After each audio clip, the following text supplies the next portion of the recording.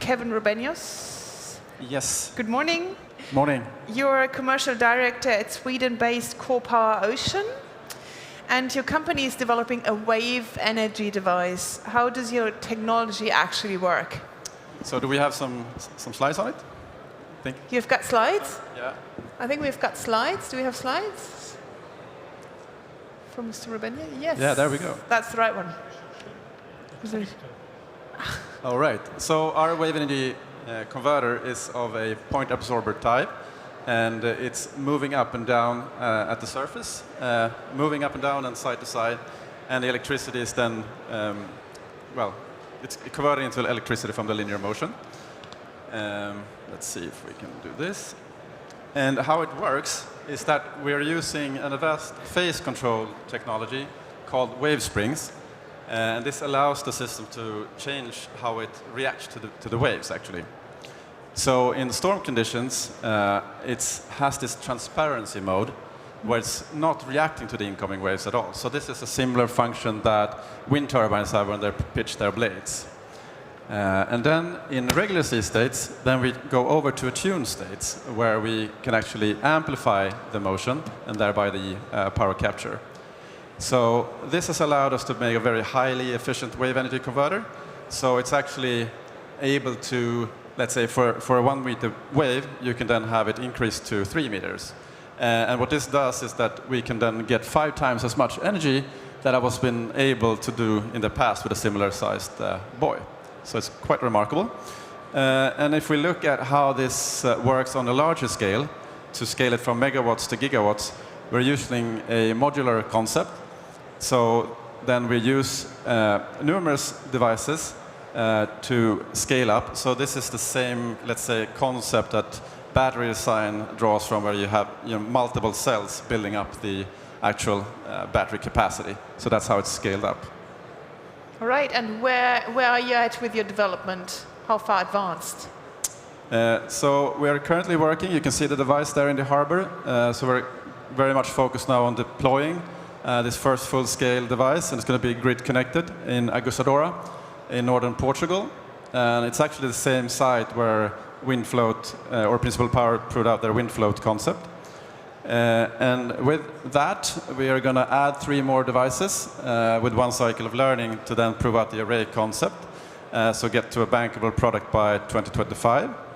And in parallel, project developers are actually already starting to develop farms. And I would like to mention 1 example, or 2 examples, with Irish developer Simply Blue Group in Ireland. So developing 1 site called Sergent, 5 megawatts. And that's just to the west of the country in County Clare. And they're also developing, on a similar timeline, a farm up in Villacrew, up in northern Scotland. And that's going to be commissioned somewhere around 2028. So commercial wave energy is actually coming quite soon, I would say. All right. And these, I understand these devices go along with offshore wind farms, right? They can just be added to them, or how does it work? Yeah, we see it more and more that, the big value is that you have a time shift between the 2 technologies, or with several different renewable sources.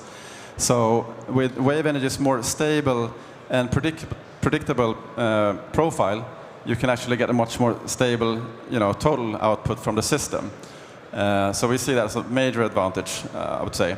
And also that, it fits quite nicely in between. These devices are spaced about 150 meters apart. So that means that if you have these turbines at like 1 kilometer or 2 apart, there's lots of space in between. And going back to that consistent profile, or that complementarity, that's the important piece here, where we are looking for locations where swell waves are being built up by weather systems that has been built up by several weather systems over several days. So that means that when that hits the coast, there's no correlation really to the local wind. So that's where you really get this complementarity that we're looking for. It sounds like a promising technology. Why do you think wave energy hasn't taken over the world yet? Well, I would say the challenge has mainly been a technical one, to build devices that are robust enough to survive the toughest storms, while at the same time produce enough electricity to make it an efficient source of energy. So historically, devices have either broken in storms or not been efficient enough, I would say. That's major. And then also what we see right now, we are going in the commercial stage, is that a challenge is, of course, to ramp up into volume. We're looking at other technologies like battery technology or solar technology.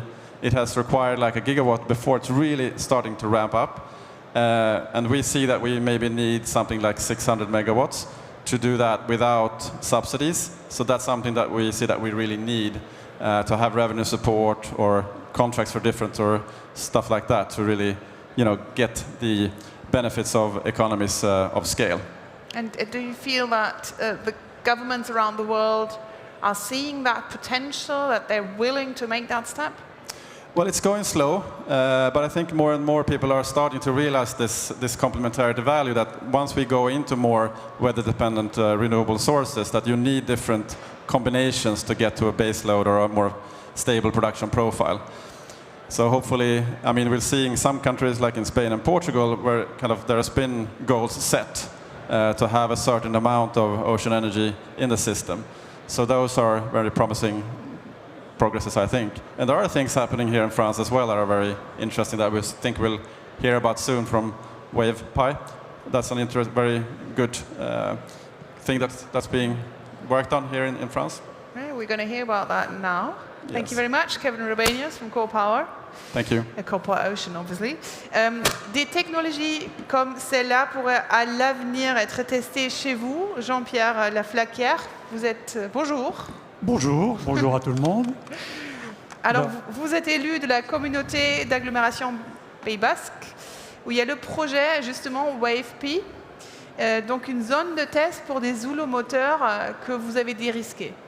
Alors, si vous voulez, la volonté à la fois de la région Nouvelle-Aquitaine et de l'agglomération Pays Basque, puis c'est un partenariat entre ces deux collectivités, c'est de développer les énergies marines renouvelables. Nous estimions, si vous voulez, qu'au large de la côte basque, nous avons beaucoup de houle, puisque nous avons beaucoup de surfeurs qui pratiquent le surf sur place, donc il y a beaucoup de houle. Et donc nous avons lancé il y a 4 ans un partenariat d'innovation, de manière à voir si on pouvait implanter une ferme productrice houlomotrice au large du Pays basque. Ce travail a duré 4 ans. On a fait toute une série d'études, à la fois sur les fonds marins, sur la biodiversité, sur la potentialité de la houle, sur les courants, sur les sédiments. Donc un travail très très long qui nous a permis à la fin de ce travail, c'est-à-dire à la date d'aujourd'hui, de définir une première zone de 2 km² située à 7,5 km des côtes, au large de Biarritz et d'Anglet, par 60 à 70 mètres de profondeur, sur lequel nous pourrions installer une technologie mature, houlomotrice, pour produire de l'électricité.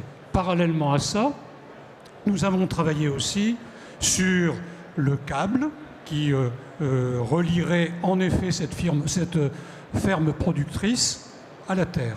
Ce câble, 8,5 km, on en a déjà un tracé, on sait très bien où on voudrait l'implanter. L'élément fort au niveau de notre site, c'est le fait que nous ayons un port, qui est une propriété d'ailleurs de la région Nouvelle-Aquitaine, et que dans ce port, nous avons en effet des espaces disponibles pour pouvoir y implanter les industriels qui fabriqueraient ces systèmes houlomoteurs et qui en assureraient la maintenance à proximité immédiate. Donc la situation d'aujourd'hui, c'est celle-là. Demain, c'est quoi ? Demain, nous avons plusieurs sujets qui sont en cours. Le premier sujet, on a lancé une étude pour envisager une autre zone d'implantation, cette fois-ci face aux Landes, de l'autre côté de la Dour, à proximité immédiate du port. Donc les études démarrent aujourd'hui. On espère dans les 2 ans qui viennent avoir défini une zone propice à l'implantation de cette ferme houlomotrice. Deuxième élément, nous avons candidaté à un projet interreg de manière à tester sur le site, face au Pays basque, 2 technologies, une technologie irlandaise et une technologie française, Seabase et Seaterns. Si nous remportons ce projet Interreg, ça veut dire que pendant 3 ans, nous allons tester sur site 2 systèmes houlomoteurs de nature différente pour voir un petit peu quelle est leur pertinence et nous allons pouvoir continuer à approfondir le travail qui est en cours. Ça, c'est pour les 3 ans qui viennent, c'est 2024, 2025, 2026. Et parallèlement à ça, étant donné que nous avons fait toutes les études, y compris pour voir les difficultés qu'on pouvait avoir avec les pêcheurs, avec les surfeurs, etc., nous lançons une large concertation à partir de maintenant, de manière à sensibiliser l'ensemble de la population à l'implantation future de cette ferme houlomotrice. Donc nous sommes très avancés. Nous allons prendre des contacts complémentaires parce qu'en effet, il y a d'autres sujets à traiter qui sont en effet le coût de sortie de l'électricité. Je précise, parce que j'ai oublié de le dire, que dans le cadre du projet Interreg, le test que nous allons faire, c'est évidemment avec des machines qui ne seront pas connectées au réseau. On teste la technologie. Donc voilà clairement où nous en sommes. Nous sommes objectivement plein d'espoir et nous espérons être en France le premier site sur lequel nous implanterons une ferme productrice houlomotrice. Vous avez parlé de 2 technologies. Est-ce qu'il y a beaucoup d'autres entreprises qui vous ont contacté, qui vous proposent d'autres technologies qu'on pourrait tester? Pour l'instant, c'est les seules que nous testions sur le court terme. Ça ne veut pas dire que nous soyons très attentifs à la multiplicité des technologies existantes, de manière à choisir celle qui est la plus pertinente sur le site. Je précise qu'il y a d'autres problématiques auxquelles nous avons été attentifs, en particulier l'émergence au-dessus de l'eau. Comme vous vous doutez bien que quand on habite Biarritz, c'est un petit peu comme les éoliennes en mer. On n'aime pas avoir d'émergence, donc on cherchera plutôt des technologies faiblement émergentes, de manière à ne pas avoir de difficultés avec l'environnement, avec les visiteurs, avec les habitants, etc. Donc aujourd'hui, pas de technologie choisie, 2 technologies que nous espérons pouvoir tester, et peut-être que nous en testerons d'autres ultérieurement. Et à quoi est-ce que vous vous attendez au niveau des retombées économiques de cette première et peut-être une deuxième zone? En termes de retombées, premier élément, c'est essayer de servir un maximum de population avec de l'énergie renouvelable. Donc derrière, il y a en effet des questions sur la production de cette ferme houlomotrice. Et évidemment, il y a des retombées automatiques, puisque derrière, si on a sur place un site de fabrication et un site de maintenance, nous avons un certain avantage au niveau du port de Bayonne. Nous avons 2 aciéries déjà implantées, donc le problème des aciers, etc., on connaît. Donc ça permettrait de développer aussi l'activité du port et donc d'avoir des retombées économiques sur l'ensemble du Pays Basque et sur l'ensemble du sud des Landes. Merci beaucoup, Monsieur Laflaquière. We heard earlier about CorPower, oceans offshore wave technology now, but waves can also be used onshore, right next to dikes. Philippe Sergent, you are head of research at French public agency CEREMA, that does research on energy transition. Thank you, first of all, for being with us. Are you happy to speak English, or would you like to? As you want. A bit closer to them. Comme vous voulez. Oh, okay. Your agency has done a 10-year study on 4 different wave energy systems and looked at 30 different French ports to see where these systems could be installed. I think we have a drawing for that by Fanny. Can we get the drawing up of the 4 different technologies? Can you tell us a bit more about what you've done? I think the microphone... Yes, I think it works. No? Oh, yeah, you have to hold it very close to your mouth. So I could share some few words about EMACOP project. It was a project of Ministry of Ecology, and with colleagues from universities, engineering schools, stakeholders and consultant agencies, we have studied energy imports. Firstly, we have tried to see which energy is present in ports, and we did definitely found that wave energy is the most present energy around ports. even if we can get tidal energy, hydrokinetic energy, but wave energy was the most present along our French ports. Then we have studied the resources, the wave resources along Atlantic Ocean and English Channel, and we found, as expected, that the Basque country had the main resource, and also the western part of Brittany. Then we have studied 4 main families of wave converters, wave buoys, the oscillating flap. We're seeing in the background. Wave buoy, there are 4 Or you can there. actually see it on the screen right in front of you. There. Yes, okay. So there was the oscillating water column, the wave buoys, the water ping system, and also the oscillating flap. And we found what can be found also in literature, that the oscillating flap has largest efficiency. Then we studied the cost and the levelized cost of energy, and we found that wave buoys, that is also clear, is the less costly energy, and followed by the oscillating flap. And we also made some research about the optimization of wave energy in front of the dikes, and we found that the presence of a breakwater is vertical breakwater is very interesting, because you can double the wave power, and you can reduce by twice the size of the wave buoy, for example. I understand the outcomes of this program, this project, have been used for the project DICWE. Can you tell us a bit more about that project, where it's at currently?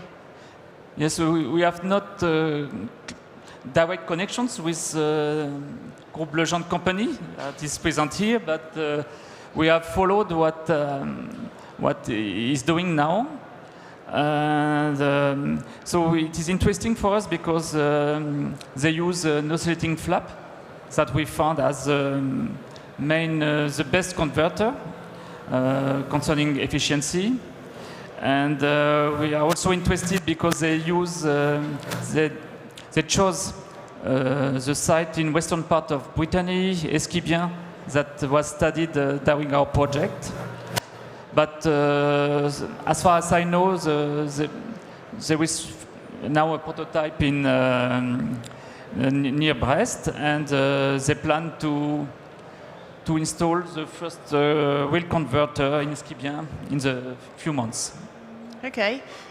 We're talking about offshore wave energy, onshore, nearshore wave energy. When you look at these two kinds of wave energy, it's quite obvious that the one offshore is much more productive. The figures I have is at sea, the energy produced amounts to 20 to 50 kilowatt per meter and 5 to 10 per meter per kilowatt per meter onshore. Why is it still worth going for onshore wave energy? Why do we still need that, do you think?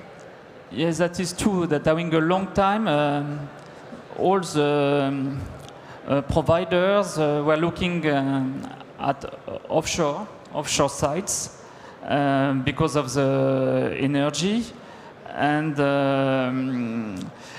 that is true also that the energy is maybe 5 times or 10 times larger offshore. The best site in France are in the Basque country and the western part of Brittany, with a power around 5, 10, and sometimes 20 kilowatt per meter. But going onshore has many advantages. Firstly, the cost is very low in comparison with offshore. The connection to grid is very easy. The maintenance is also very easy. And you are also very close to the consumption of energy, because ports need more and more electricity. There is a trend of for more and more electricity in ports, for example, to feed in ferries. And ports are looking at renewable energy, mostly solar energy. And they would like to have now a mix. And wave energy is very complementary, because you can produce energy during the night, solar cannot. And wave energy is important in winter, and solar not. So it's very interesting for mixed energy in the ports. Okay, great, thank you. Thank you very much. Philippe Sergent. Now there are several projects underway here in France and elsewhere, as we just heard. Florence Daubrée, you're head of marine renewable energy at French Industry Association CEREMA. And you think, if I understand that right, that France still needs to do a lot more for these projects to reach their serial production state, right? Yeah, indeed, France needs to do more to help the companies that are currently interested in the wave market, the French wave market, but they lack of support, so France needs to do more. The consequence of the lack of support is that we have today a huge untapped potential. We're talking between 10 and 15 gigawatts for the Atlantic coast only. And it's thanks to our huge coastline. And this energy could be used to decarbonize our energy mix. So France needs to do more to use this potential. It can be done by several steps. First, central state could support and facilitate the region project.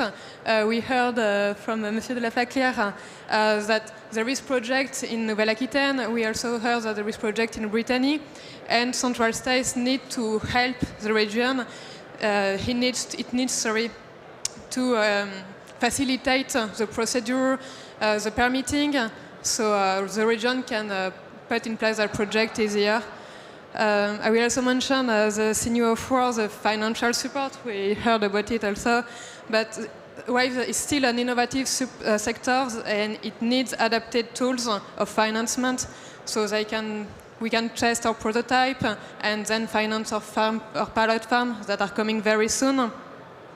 And also, Mr. Sergent mentioned the great studies that has been made for the Atlantic coast, but we still lack of studies in Mediterranean coast and overseas territories that also have some potentials. So we need to have those tools so wave energy can develop in France. And you talked about the energy mix in total. Where do you see wave energy in that energy mix? Well, wave energy provides a lot of advantage for the grid and for energy mix in general. A lot has already been mentioned by the other panelists, but I will try to add some stuff. First, the security of supply, because wave is an indigenous potential. I mentioned 10 to 15 gigawatts, so it's potential that it's here, and we don't have to import, and it can't be put away from us. And it's also indigenous manufacturing. We mentioned the existing port infrastructure and shipyard, and there is a will for the sector to build locally with local content. So it's jobs and it's local energy, so it's good for us. I could also mention the stability of prices, because as most renewable energy, wave can deliver at very stable prices over the complete life of the plan, unlike the gas. And renewable and wave are not subject to variation of price as we saw last year with the gas prices. And it's also, as you mentioned, very complementary to solar and wind, because it produces at different times, so it's good in a strategy to have electricity most of the time, all the time if possible. And Kevin mentioned a lot of complementarity, so I won't come back to it. And also something that is very important for us is that wave have no proven negative effect on the environment, so it can be deployed and there will have no effect on biodiversity or environment in general. Do you think it's important in that context to work together, to cooperate on a European level? It can be important to work together in a political cooperation to set targets and ambition. We saw that in offshore wind a few weeks ago, and the same thing could be done for wave, for tidal, for marine energy in general. But otherwise, there is still a competition between states for investment and a competition between companies for the market. But there is a need for this political cooperation. But it's not because we don't cooperate that we can look what is done in good practice in other countries. And for example, we could talk about what has been made in Scotland, especially in permitting and consenting with Marine Scotland, whose job is to facilitate and to allow projects to go in the sea in the fastest way possible. It has been really helpful for the sector, and it is something we can take example of. Because the shortest time frame is essential, and Scotland showed us that it is possible. And I could also mention the UK's United Kingdom. They put in place a revenue support for ocean energy with CFDs with guaranteed prices. It gives visibility to the investors, so it's easier for the companies to get the money from them. And it prevents overpayment because there is a maximum prices, so it will not be a bad use of public money. Okay, well, thank you very much, everybody. Thank you for participating in this roundtable. Thank you for listening, and have a good day.